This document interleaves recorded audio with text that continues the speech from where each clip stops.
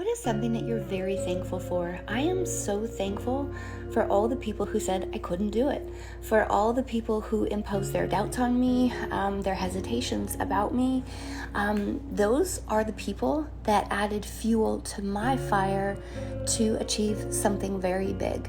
And at the time, it can feel like a kick to the heart when someone kind of rejects you in that way or discourages in you that way. And I want to just make you aware that you can make a conscious choice to let this discourage you, let this stand in your way, or you can add this as fuel to your fire and giving you the motivation and a catalyst, so to speak, for you to achieve more and actually to try harder. So the more of those sort of thought reversals that you can do, the higher your chances of success.